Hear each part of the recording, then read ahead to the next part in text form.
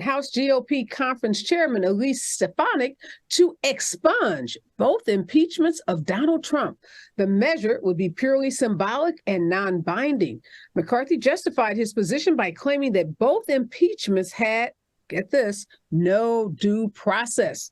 In the past 2 weeks, Biden has been cracking jokes about his age more often than usual. He's dropped some version of the punchline, "He's old and he knows it," during events on gun safety and international diplomacy, at campaign fundraisers, and in a speech about abortion rights. The most direct approach, as Biden ramps up his re-election campaign, is a shift from the ways he's typically tried to make light of his age, noting he's been around a long time. A push to tie Medicaid to work is making a comeback. Georgia is at the forefront. The Medicaid changes sought in Congress did not survive a debt ceiling compromise, but Georgia's plan, called Georgia Pathways to Coverage, has proceeded and will begin in July of this year. Now, despite their disparate outcomes, the moves in Washington and Atlanta reflect a renewed determination among conservatives in various parts of the country to tie eligibility for the largest form of public health insurance to work.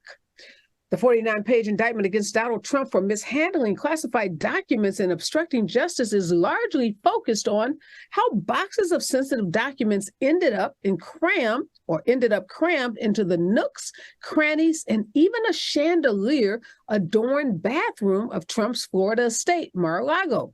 But two of the indictment's most vivid scenes took place about 1,200 miles to the north.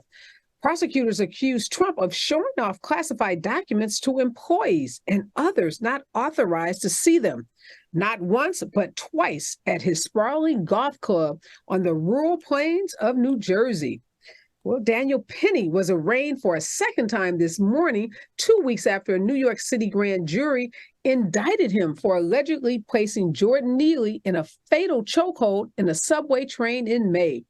The arraignment is a procedural step after the 24-year-old Marine veteran was indicted by a grand jury in the death of Mr. Neely, a 30-year-old Black man, in a minutes-long incident caught on film. If convicted of the second-degree manslaughter charges, Penny will face up to 15 years in prison.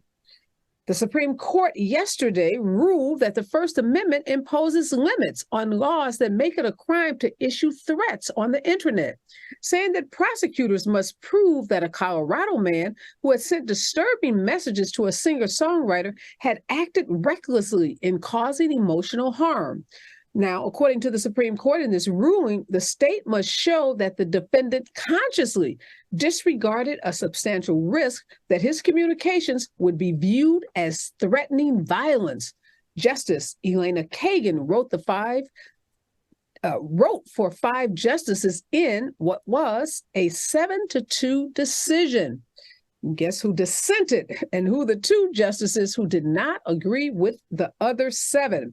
Well, you're listening and watching Areva Martin in real time, and I'm your host, Areva Martin. This is your one-stop destination for today's trending news, expert analysis, and my unfiltered opinions.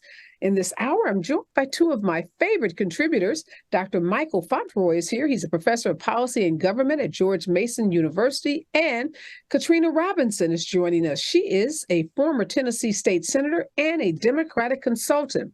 And in hour 2, we go behind the headlines and we dig deep on those stories people are talking about.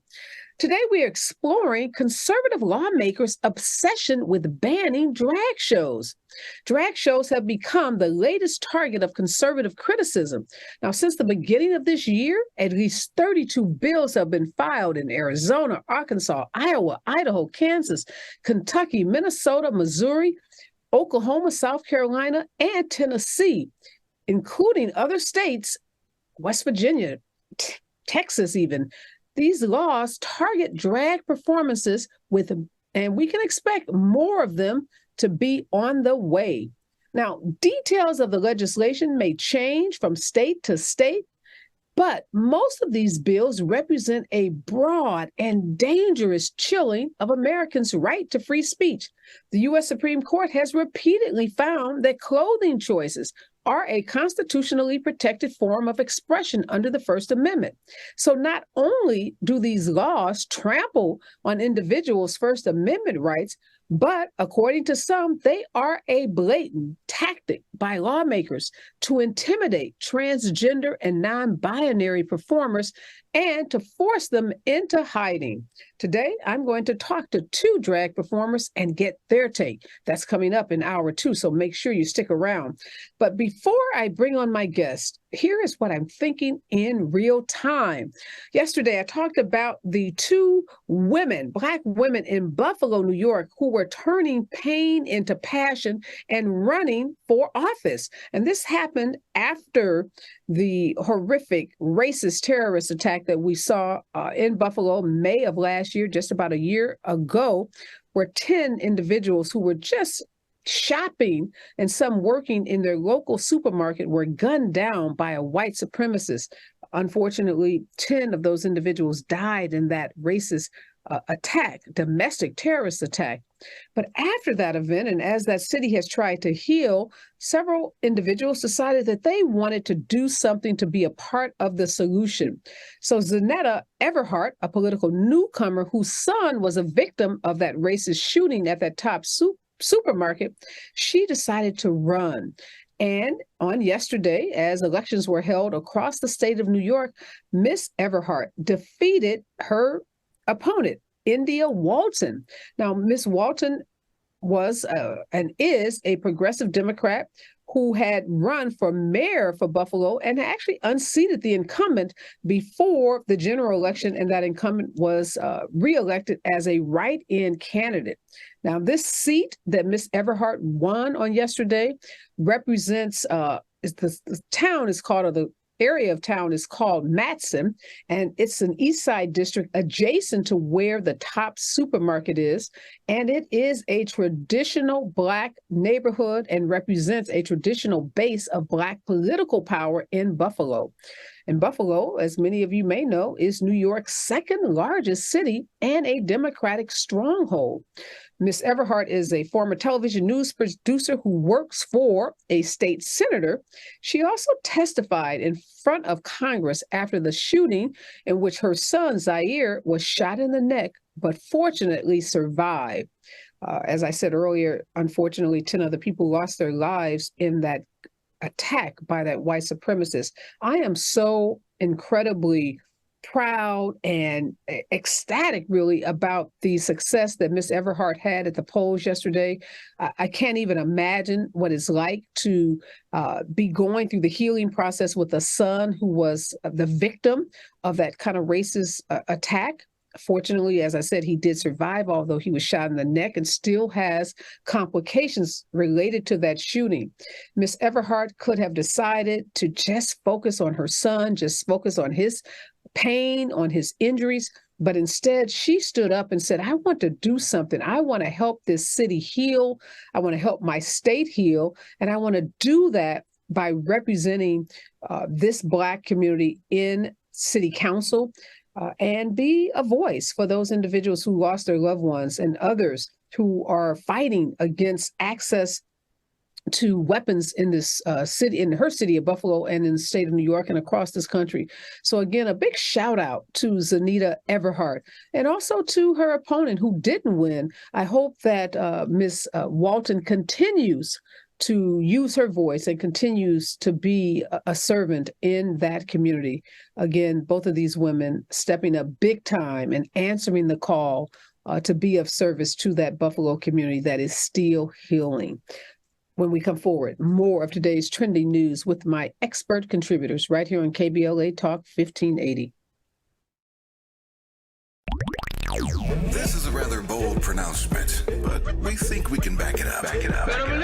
If you come across a radio frequency anywhere putting more variety and more diversity on the air than KBLA Talk 1580, we sure would like to hear about your discovery. You got to have vision. You can search, but we are confident that you won't find more shows covering more topics, hosted by a more diverse and inclusive lineup of talkers than the squad we have assembled here at KBLA Talk 1580. This is the time, brothers. This is the time. We've got something for everybody. That's right. Health and healing, history and humor, issues and events, empowerment and entertainment, all in one station. What's really going on? Free enterprise, you dig? KBLA Talk 1580. Yes. Oh yeah. We got a lot to talk about. King Kong ain't got on me.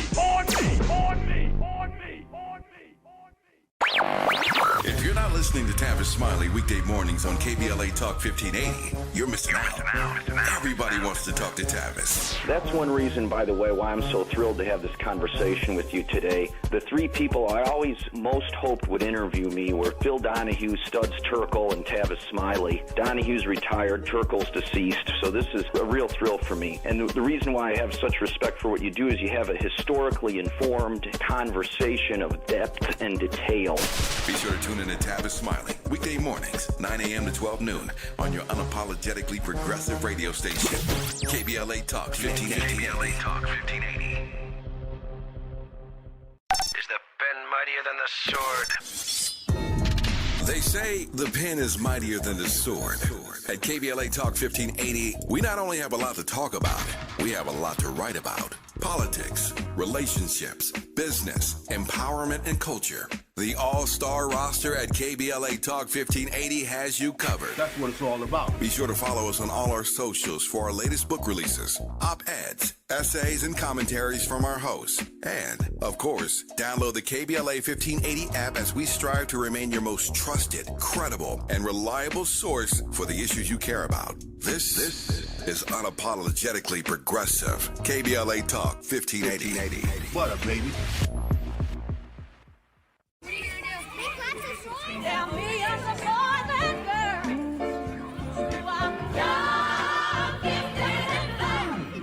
I'm young, gifted, and black.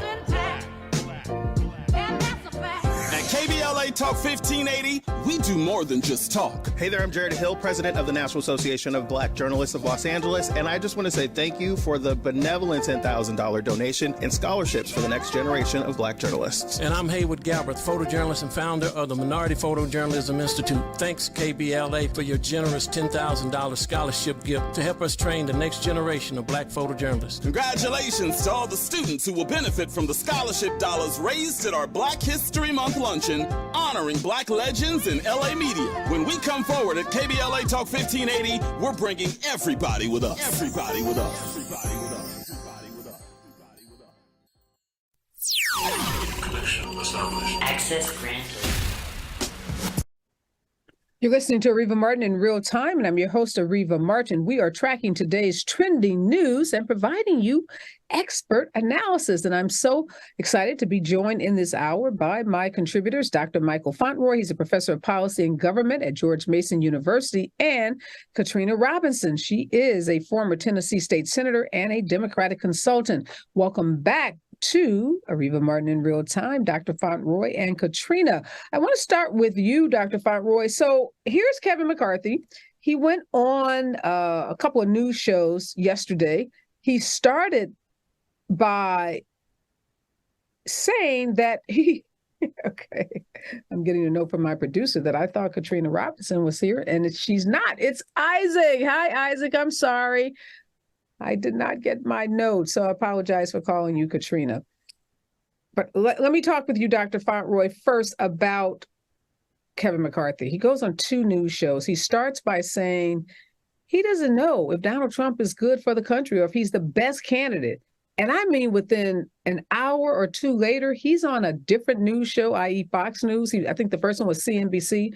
He goes on Fox and says, pretty much walked that completely back and said that Trump was the only candidate that could lead the country and that he would definitely be able to beat Joe Biden. And this is the same Kevin McCarthy who is now co-signing on this proposal by Marjorie Taylor Greene and Elise Stefanik to expunge Donald Trump's impeachments. What are you to make of Kevin McCarthy? He seems to just be all over the place when it comes to Donald Trump. So Speaker McCarthy has a couple of fundamental problems. One, he doesn't have a set of core beliefs, which means that he's willing to move in any direction he needs to protect his his speakership, which is his overriding goal. So that's a bit of a problem. And also he is being buffeted by a hard right faction within the Republican conference that is almost at the drop of a hat willing to call for a no confidence vote and try to replace him. So he slips up and tells the truth every now and then, right? He falls into the truth. He lurches uncontrollably into the truth. And then he gets slapped in the face with the cold water of partisan politics and ideological politics in a very thin majority. And he has to go on TV and walk that back. And so this is not the first time he's done this. And just last week, he's fussing with Lauren Boebert from Colorado over her plan to introduce articles of impeachment against President Biden. So he's got a mess. He doesn't have a lot of loyal support. And oh, by the way, doesn't have any core values, which means he's willing to do whatever is necessary to stay in office. Yeah, Isaac, who's not Katrina, Isaac Wilson is joining us. He's a Democratic strategist and chair of the Democratic Party of Florence County, South Carolina. Welcome back, Isaac. You too are one of my favorite contributors. Isaac, Kevin McCarthy says he wants these impeachments expunged. They have no legal meaning or legal significance, but might that help Donald Trump in an election if the Republicans say he's no longer twice impeached, that those impeachments have been expunged from his record, according to the majority in the Congress? I don't think it helps him either way. People will know him as a two-time impeached president, whether you take it away or whether you keep it. The damage has been done. Kevin McCarthy is just trying to find, like Mr. Michael said, just trying to find any way to stay in Donald Trump's good graces. I guess he went and he thought about that thing for a minute, like, whoa. I think he got a call from Don. I think Don sent him a text like, have you lost your mind, fool? Thought about it like, oh, do you want to still be House Speaker? Like, they're trying to kick you out now, but I think I can help you if you win. And so he's just trying to stay in those good graces to have someone like Donald Trump, a big bull on his side for the Republican Party, because at this point he has no one that's a giant bull in his party that really supports him. Hey, Areva, may I jump in quickly on this expungement vote? This is silly theatrics, right? It literally is not a thing to expunge this. And oh, by the way, let's say the House Republicans vote, they have the majority and vote to do this. The Senate certainly wouldn't support that. First, there's a Democratic majority in the Senate. And when the second impeachment trial took place, there were 7 Republican senators who voted to convict. And 5 of those 7 are still in the Senate. So there's no chance that this is going to pass both chambers of Congress. So this is all about political theatrics, trying to continue to curry favor with the Trump base and hope that they can, sort of smooth things over with some of the recalcitrant hard-right Republicans that I mentioned a moment ago. Well, McCarthy must have seen the recent article came out probably hours after he first said Trump wasn't the best candidate for the Republican Party and for the country, because, reports out now say that Trump is dominating the GOP race and that there has not been this coalescing around DeSantis or Mike Pence, Chris Christie, or any of these other GOP candidates. And no matter what indictments and impeachments and, documents in his bathroom next to his toilet, the base of the party, which is what you have to get through before you get to a general election, is still solidly behind Donald Trump. Are you surprised at all, Isaac, that DeSantis hasn't gotten more traction? No, I'm not surprised. He's not a great speaker. He's not charismatic. He's actually a mean little elf, is what I call him. He just doesn't have that charisma that Donald Trump has to sway a crowd. He doesn't have what a Chris Christie would have. I think Chris Christie has more of charisma than you do a Ron DeSantis. He just can't get out of get out of Florida. He can't bring that Florida stuff across the nation. No one wants to hear it. No one wants to believe in it. No one wants to support someone who's doing all of that in Florida around the country. So I'm not surprised. And I even think that he'll drop out before we even get to a debate.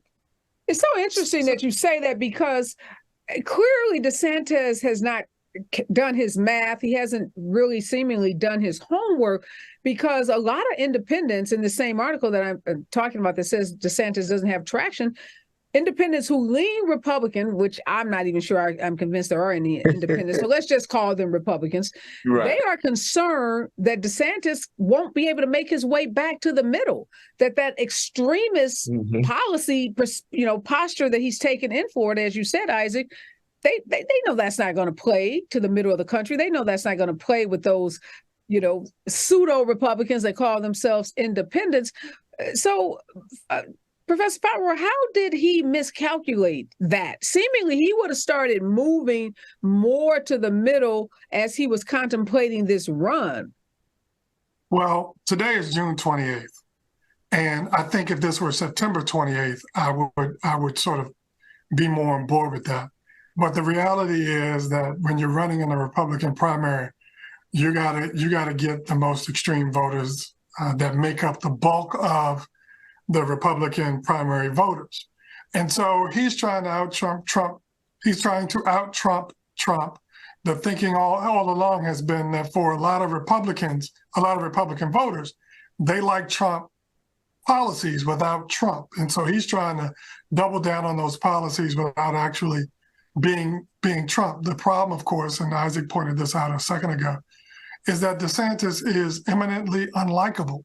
And as a result, is not about to break through when compared to someone like Donald Trump. So he miscalculated, in part, his own ability to connect with voters across the country. He doesn't actually have a great record on which to run. And when the real, rubber hits the road later in the fall and into the winter, his votes in the House, some of which don't age well for current Republican voters, will certainly be a problem for him going forward. Yeah, all of those Republicans were at this Faith and Freedom Coalition conference in Washington. This is a Christian conservative group, and the reception for Donald Trump, they said, was just over the top. Standing ovation, just minutes and minutes and minutes of folks standing up cheering for Donald Trump, that they said it was so bad. The other folks basically could have gone home and were, basically booed in some ways. So, yeah, Donald Trump's grip on this party is firm. Real quickly, let's talk about age.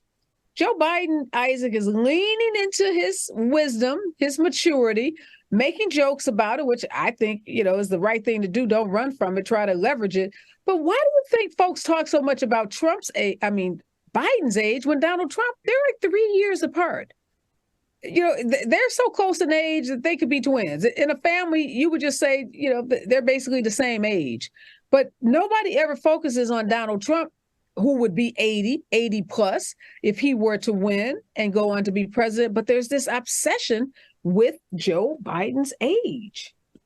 I think when Joe goes out and Joe makes a stumble or he makes a stutter, I think they think about age when it comes to it. Age really kind of plays part to that, but it really doesn't. As he said all along, he's always had a problem.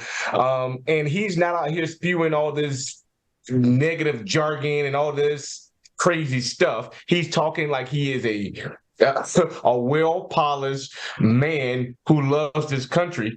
And when you're doing that, you're talking soft. You're not really, going after anybody. And Donald Trump's in the street talking like a thug. So he's not talking like a 78-year-old man. He's talking like he's 30 and he's from the Bronx. And that's what people are accustomed to in this party right now, in the Republican Party. Well, I would also add that that's what Republican primary voters like. But when you look at all of the polling, the rest of the country is completely turned off by that. And, Biden he's leaning into it because the other approach hasn't worked to this point. And I will just tell you, Areva, anecdotally talking to my students over the course of a number of years now, I'm just telling you, younger voters have substantial questions about older politicians. And so when they hear that Nancy Pelosi is 80 and Donald Trump is 77 and Steny Hoyer is 81 and Joe Biden is 80 and all of this kind of stuff, they, look, most of them, they want everybody over 50 to go sit in the corner somewhere, right? They don't, they don't have much of the context for the wisdom and all that other stuff. And so to Isaac's point, Joe Biden has a stuttering issue. That's a problem. He has gray hair. For some, he looks older than 80, where Donald Trump is made up and, hair colored and all that kind of stuff. And you're right, people don't talk about it, even though there's almost no appreciable difference between the two on the point of age. And oh, by the way, I think reasons to call into question Donald Trump's competence and coherence, if you will, that hasn't yet happened. But I'm telling you, if he ends up having to testify in some of these trials and he gets tripped up by these prosecutors during testimony, I think some of that will begin to change. Yeah, I don't think we're ever going to see Donald Trump sitting in a witness stand, putting his hand on a stack of Bibles, swearing to tell the truth, because he's incapable of telling the truth. And lawyers that represent him, whether it's in his civil cases or his criminal cases, know that he is his own worst enemy, and he would be the best witness for the prosecution or for the plaintiff in his civil cases. So I don't think that's going to happen. But when we come forward, I want to talk about conservatives and their obsession with people working when they believe they're, as a way to get what should be basic government benefits. Why are they so obsessed with folks working? Stay with us. KBLA Talk 1580. Here comes the brand new flavor in your head. Race, social justice, sports, politics, art, music, culture. We do it all on the D.L. Hughley Afternoon Show. If you're not tuning in, then you are definitely missing out. It's the D.L. Hughley Afternoon Show, weekdays from 2 to 4, only on unapologetically progressive KBLA Talk 1580. Like a brand new flavor in your head. This is a rather bold pronouncement, but we think we can back it up. If you come across a radio frequency anywhere putting more variety and more diversity on the air than KBLA Talk 1580, we sure would like to hear about your discovery. You got to have vision. You can search, but we are confident that you won't find more shows covering more topics, hosted by a more diverse and inclusive lineup of talkers than the squad we have assembled here at KBLA Talk 1580. This is the time, brothers. This is the time. We've got something for everybody. That's right. Health and healing, history and humor, issues and events, empowerment and entertainment, all in one station. What's really going on? Free enterprise, you dig? KBLA Talk 1580. Yes. Oh yeah. We got a lot to talk about. King Kong ain't got on me. If you're not listening to Tavis Smiley weekday mornings on KBLA Talk 1580, you're missing out. Everybody wants to talk to Tavis. That's one reason, by the way, why I'm so thrilled to have this conversation with you today. The three people I always most hoped would interview me were Phil Donahue, Studs Terkel, and Tavis Smiley. Donahue's retired, Terkel's deceased, so this is a real thrill for me. And the reason why I have such respect for what you do is you have a historically informed conversation of depth and detail. Be sure to tune in to Tavis Smiley weekday mornings, 9 a.m. to 12 noon on your unapologetically progressive radio station, KBLA Talk 1580. KBLA Talk 1580. Is the pen mightier than the sword? They say the pen is mightier than the sword. At KBLA Talk 1580, we not only have a lot to talk about, we have a lot to write about. Politics, relationships, business, empowerment, and culture. The all-star roster at KBLA Talk 1580 has you covered. That's what it's all about. Be sure to follow us on all our socials for our latest book releases, op-eds, essays, and commentaries from our hosts. And, of course, download the KBLA 1580 app as we strive to remain your most trusted, credible, and reliable source for the issues you care about. This is unapologetically progressive. KBLA Talk 1580. What up, baby?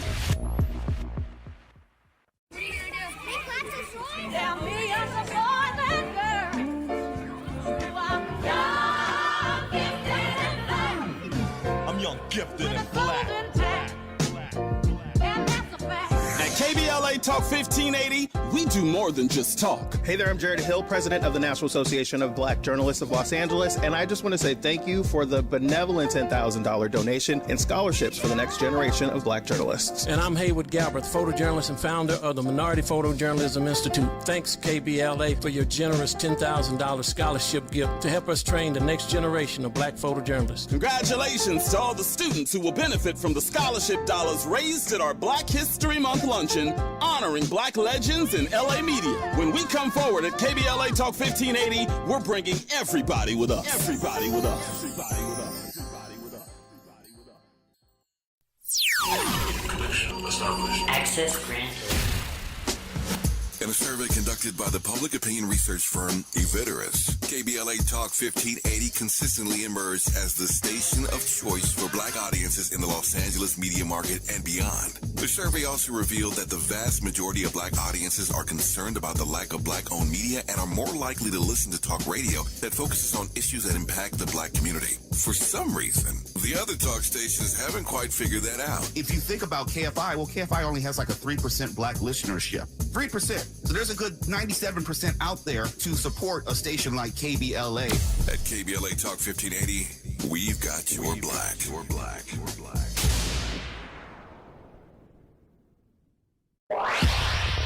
Follow the leader. KBLA Talk 1580. Follow the leader. Be sure to follow us on Instagram at KBLA 1580. Follow the leader. Are you ready? The station leading the way with exclusive interviews, Follow the leader. stimulating conversation, and intellectual discourse that empowers, enlightens, and informs. Follow the leader. Follow the leader at KBLA 1580. We've got a lot to talk about. Keep following the leader. Follow the leader. Follow the leader. Follow the leader. Follow the leader. Follow the leader. Gotta stay fresh, my house shot with a rest spot. Shot with a rest spot. Shot with a rest spot. Have you visited us online for the grand opening of KBLA.store? For the best in new merch, gift ideas, books, media, and more, log on to KBLA.store. Be sure to check out our KBLA team favorites at KBLA.store today. That's KBLA.store for all the official merch on your favorite talk radio station, KBLA Talk 1580. The bounce is back. Here comes the brand new flavor in your head. Race, social justice, sports, politics, art, music, culture. We do it all on the D.L. Hughley Afternoon Show. If you're not tuning in, then you are definitely missing out. It's the D.L. Hughley Afternoon Show weekdays from 2 to 4 only on unapologetically progressive KBLA Talk 1580. Like a brand new flavor in your head. This is a rather bold pronouncement, but we think we can back it up. If you come across a radio frequency anywhere, putting more variety and more... You are listening to Areva Martin in real time, and You're listening to Areva Martin in real time, and I'm your host, Areva Martin. This is the first hour of the show where we track today's trending news and provide you with lots of analysis with my expert contributors. I have Dr. Michael Fauntroy here and Isaac Wilson. So, Isaac, we've been talking about Ron DeSantis and him trying to move to the right of Donald Trump. And I was just looking at some of today's trending news. And there's this article about DeSantis vetoing a popular bipartisan criminal justice reform bill in the state of Florida. And you will recall that Ron DeSantis also said that if elected, he would work to overturn or reverse, I should say, not overturn, but reverse the First Step Act that was signed into law under Donald Trump. And he said he would use deadly force against drug dealers or drug smugglers who smuggle drugs across our borders. Basically said he would kill them. I mean, so you can't get much further to the right of Donald Trump than that by saying you're going to kill drug dealers, no trial, no jury, nothing, just shoot them and kill them. Is this the kind of rhetoric and are these the kinds of policies that DeSantis is miscalculating? This kind of, veto a bill that was sponsored by and supported by your own party. And this is a bill that would have expunged adults' criminal records, people who were exonerated, people who had paid their debt to society, expunging their record, giving them an opportunity to get back into society and work and become contributing members of their society. He said no. Records, stay forever. Is he again making just a big miscalculation? Most definitely. I think Ron DeSantis is just trying to be different in every sense of the word. And he is trying to, win over Donald Trump's people, but even they aren't that extreme. Donald Trump doesn't talk extreme like that. I think he'd probably say, hey, let them do the time to get out. I think Ron DeSantis is trying to create a lane in that MAGA world, but it's just not working because he doesn't have the charisma. And I think he's just being radical.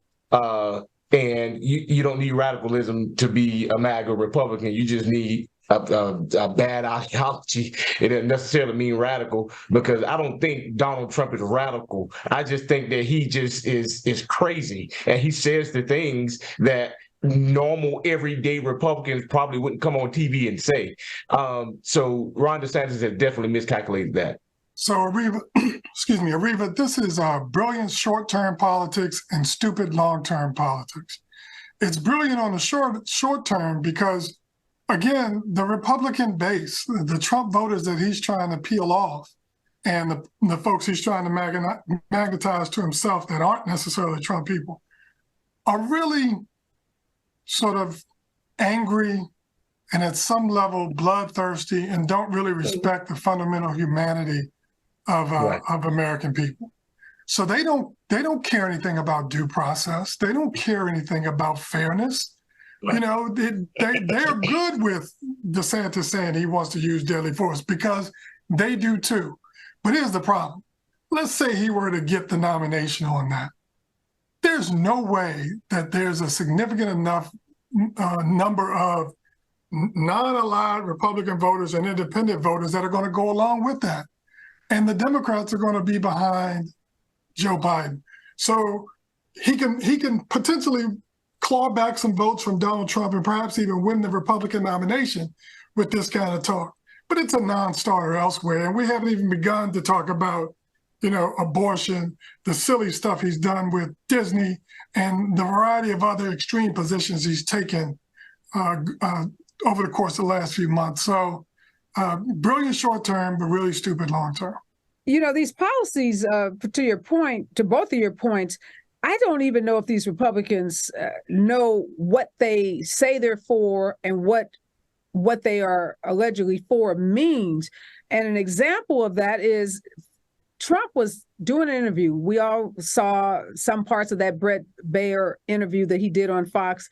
And Brett brought up the First Step Act and the fact that, under that act, the president touted out, remember the Black woman, Alice Johnson, who had been given clemency because she had a nonviolent drug case.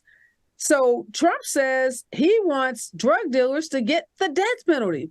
So Brett said, well, Trump, if you want folks that deal drugs to get the death penalty, the woman, Alice Johnson, who you told the country was, this symbol of righteousness, she would be eligible for the death penalty. And Brett, it was clear Trump didn't really even understand what he was talking about. He didn't probably remember what the First Step Act was about. He probably had forgotten that he said he wanted criminals that sell drugs to get the death penalty.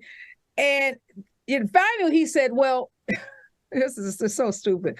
He said, well, Alice wouldn't get the death penalty because if she knew you could get the death penalty for selling drugs, she would have been deterred. Yeah, I saw that, Areva. It was deterred from selling drugs. Yeah, it was out of all of the ignorant, insane things he said, that's toward the top of the list because of what you just pointed out. He looked genuinely confused during the course of that interview when Brett Baier reminded him that what he's calling for now in that interview would have required the execution of someone that he has held up.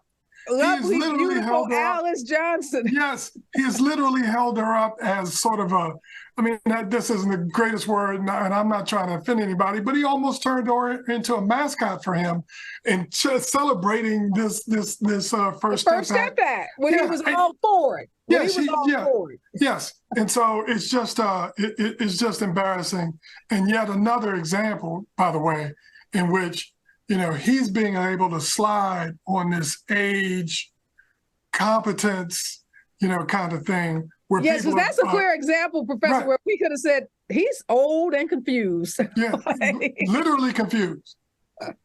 He was having a true senior moment, or else, well, he's having a stupid and a senior moment. You know what? I'm not going to put that on seniors because seniors are way smarter than that. I'm just going to say he was having a Trump moment, which typically tends to be a radically stupid moment. Classic Donald Trump. I'll call it. Classic Donald Trump. Donald Trump moment. Let's talk about these Republicans going into Philadelphia. Their strategy now is to try to get the Moms for Liberty. These are the women, you will recall, these Christian right, super conservative religious women who have been infiltrating school boards, going into school boards, wreaking havoc, really, but have been successful in winning seats. And then once they win seats on these local school boards, they have been responsible for getting books banned. They've been responsible for getting movies banned from being played in classrooms, particularly if they have any subject matter around the LGBTQ community. So the Republicans have decided that this is a group that they should be catering to, because if they can get these women who have proven themselves successful in getting school board members elected, maybe they can get one of these candidates elected. Now, these women are organized under the IRS code 501c3, so they are a nonprofit, which prohibits them, according to the IRS, from endorsing a particular candidate. But clearly, they can throw their weight behind Republican values that these candidates support. Should we be concerned, Isaac, if these women go to work and decide they want to get one of these Republican candidates elected, given their track record and their success at the local school board level, should we see them as Democrats as a threat? Yes, we should see them as threats because you got people who don't know about policies or don't know what's going on when it comes to a CRT or it comes to whatever they're talking about in the school board. And so when you put this rhetoric out there, you will have people that will follow them because they are moms with kids in school. So that could be a barrier to us when we already have a messaging problem that we need to fix. And for moms to get out there and start talking, I think that'll be a knock against us. Yeah, when we come forward, I'm going to get your opinion on that, Professor Fauntroy. And I do want to talk about this push to tie Medicaid to work and the comeback, or the proposed comeback of this policy that's happening in Georgia, literally in July of this year. Stay with us. KBLA Talk 1580.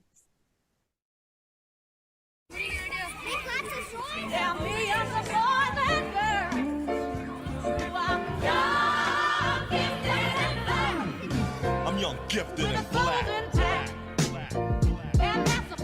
At KBLA Talk 1580, we do more than just talk. Hey there, I'm Jared Hill, president of the National Association of Black Journalists of Los Angeles, and I just want to say thank you for the benevolent $10,000 donation and scholarships for the next generation of black journalists. And I'm Haywood Galbraith, photojournalist and founder of the Minority Photojournalism Institute. Thanks, KBLA, for your generous $10,000 scholarship gift to help us train the next generation of black photojournalists. Congratulations to all the students who will benefit from the scholarship dollars raised at our Black History Month luncheon, honoring black legends in LA media. When we come forward at KBLA Talk 1580, we're bringing everybody with us. Everybody with us. Everybody with us. Everybody with us. Connection established. Access granted. In a survey conducted by the public opinion research firm Eviderus, KBLA Talk 1580 consistently emerged as the station of choice for black audiences in the Los Angeles media market and beyond. The survey also revealed that the vast majority of black audiences are concerned about the lack of black-owned media and are more likely to listen to talk radio that focuses on issues that impact the black community. For some reason, the other talk stations haven't quite figured that out. If you think about KFI, well, KFI only has like a 3% black listenership. 3%. So there's a good 97% out there to support a station like KBLA. At KBLA Talk 1580, we've got your black. Your black. Your black.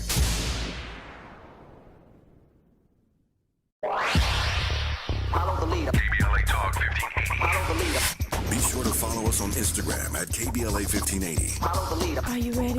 The station leading the way with exclusive interviews, Follow the leader. stimulating conversation, and intellectual discourse that empowers, enlightens, and informs. Follow the leader. Follow the leader at KBLA 1580. We've got a lot to talk about. Keep following the leader. Follow the the lead. Follow the lead. Follow the lead. Follow the lead. Follow the lead. Gotta stay fresh, my house shot with a rest bar, shot with a rest bar, shot with a rest bar. Have you visited us online for the grand opening of KBLA.store? For the best in new merch, gift ideas, books, media, and more, log on to KBLA.store. Be sure to check out our KBLA team favorites at KBLA.store today. That's KBLA.store for all the official merch on your favorite talk radio station, KBLA Talk 1580. The bounce is back. Here comes the brand new flavor in your head. Race, social justice, sports, politics, art, music, culture. We do it all on the D.L. Hughley Afternoon Show. If you're not tuning in, then you are definitely missing out. It's the D.L. Hughley Afternoon Show weekdays from 2 to 4 only on unapologetically progressive KBLA. You are listening to Areva Martin in real time, and we are tracking today's trending news with my expert contributors, Dr. Michael Fauntroy and Isaac Wilson. And in hour 2 of the show, I'm going to be talking to some drag performers to get their take on the 36 or so laws that have been enacted across the country that ban drag shows, talking about why conservative lawmakers are so obsessed with drag shows. And is this just a veiled attempt really to cause transgender and non-binary people to go into hiding? And is it just more conservatives stoking culture wars and causing transgender and others to be targeted for violence? So we're going to make sure you stay with us for hour 2 of the show. But Professor Fauntroy, I want to get your opinion on these mothers, these conservative women who have been so successful at the school board level. Should we be concerned about them as Democrats? Yes. So this is part of a long, 4-decade movement within the Republican Party to use culture war issues to spark local political revolutions across the country. So you may remember organizations like the Moral Majority, back in the 80s, that were among the first to really sort of employ a nexus between religion and politics. And that sparked a new wave. Well, this is a continuation of that. And, the book banning, the culture war nonsense, all that does is really take away from the focus on where it should be, which is preparing young kids to go out and live independent and productive lives.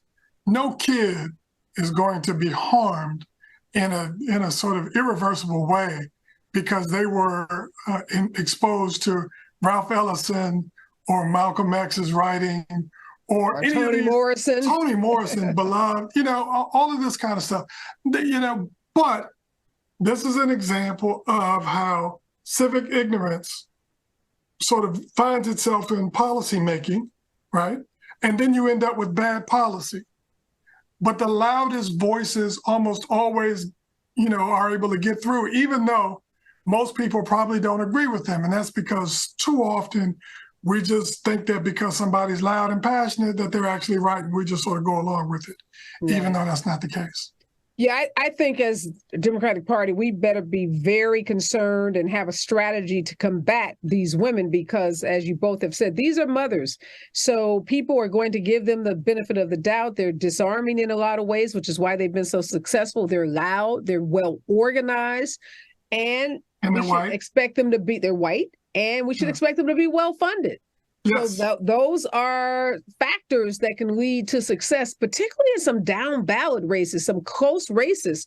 So we better not sleep on these Moms for Liberty. There's a group called Red, Wine, and Blue that comes on to my show frequently. They are women out of Ohio and some other states in the Midwest, and they got really organized after Trump won in 2016, really just getting everyday moms who weren't very involved in politics, getting them to recognize how important their voice was and their vote. So I hope that that group, the Red, Wine, and Blue, who mostly support Democratic candidates, that they are also engaging, organizing, and ready to combat what we should expect from these Moms for Liberty, which some people describe as a really, really aggressive group of conservative activists, but also very effective. I want to talk about now, in the last couple of minutes of the show, Professor Fauntroy, Republicans' obsession with work.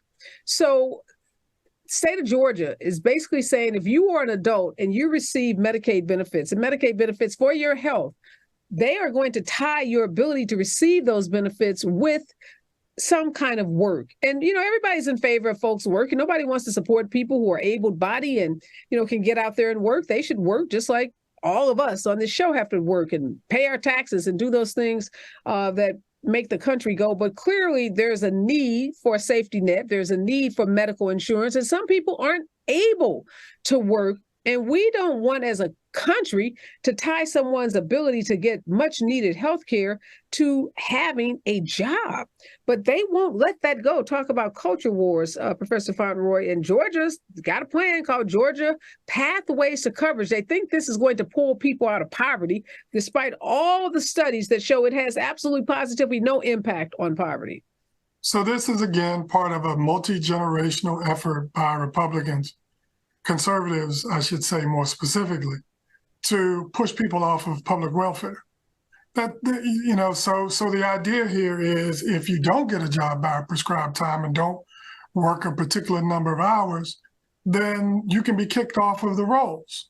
So that's really what this is about, an attempt to kick people off of the rolls, thinking that in some ways that will reduce poverty. But as you noted, and this has been repeated over the years, that is just a fallacy. It doesn't work that way.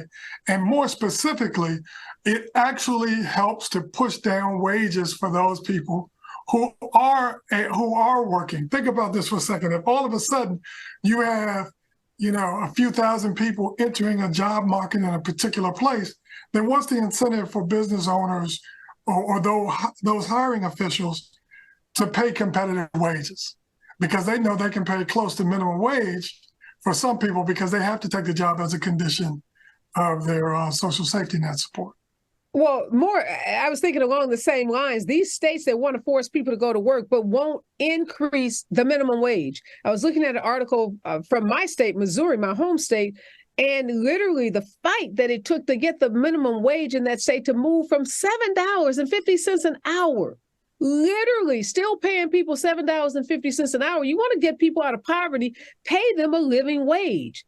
Don't make them go get a substandard job, a job making substandard wages, and somehow think that somebody's going to get out of poverty making $7 an hour. You can't work your way out of poverty on $7 an hour when rent in cities like St. Louis and across this country, more than $1,000 for a 2-bedroom apartment. Car insurance, transportation costs, other costs, utilities, except food. I mean, just going to the grocery store, buying a bag of groceries. So that's what's so hypocritical and so mean-spirited about so many of these conservative lawmakers. On one hand, they want you to think they care about people and pulling people out of poverty, but they continue to support policy measures like, substandard wages, which, could have an instant impact on someone's ability to move out of poverty. And I know this firsthand because I grew up in poverty and grew up on some of those benefits and saw people struggling who would go, as you said, to get these jobs, be forced to work for, I don't know, back then maybe it was $4 an hour, $5 an hour. And their conditions never got any better. Didn't mean they didn't need health care. Still had illnesses, still needed health care. And it's just mean-spirited at the end of the day. Isaac, want to end on something positive, though. President Biden in Chicago delivering his big economic message, Bidenomics, he calls it.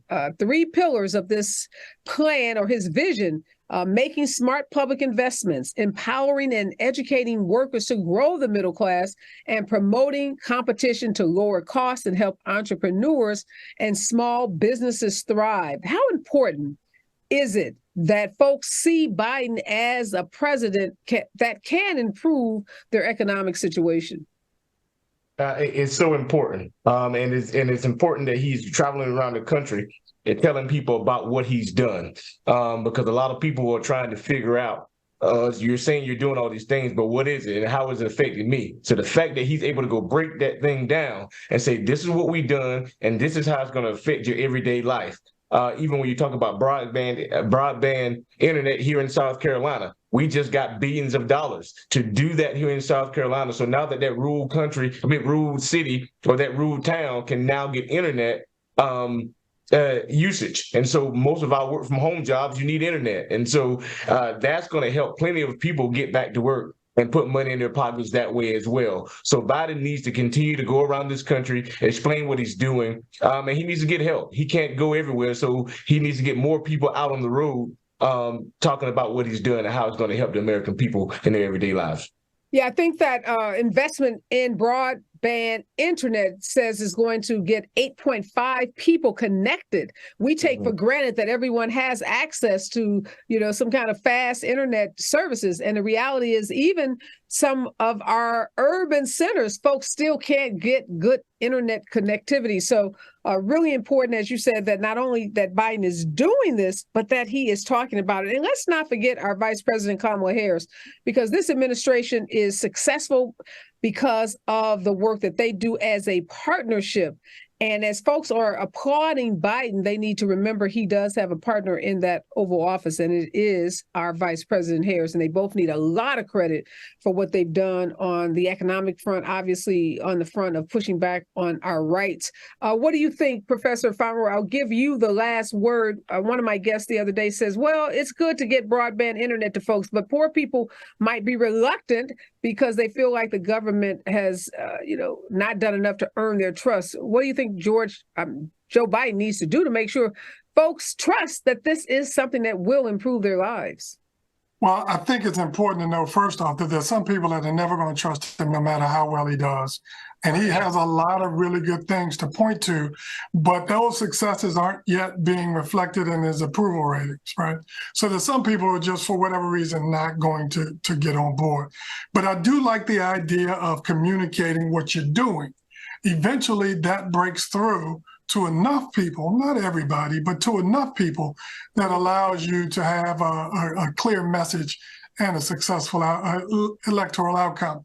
So he's got to hit the stop. He's got to have his surrogates out there. You mentioned Vice President Harris. She's certainly been very effective in that regard, and hopefully they'll continue to do it.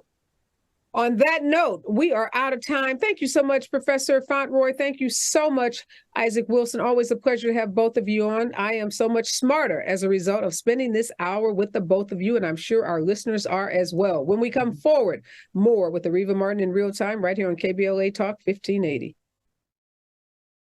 Is the pen mightier than the sword? They say the pen is mightier than the sword. At KBLA Talk 1580, we not only have a lot to talk about, we have a lot to write about. Politics, relationships, business, empowerment, and culture. The all-star roster at KBLA Talk 1580 has you covered. That's what it's all about. Be sure to follow us on all our socials for our latest book releases, op-eds, essays, and commentaries from our hosts. And, of course,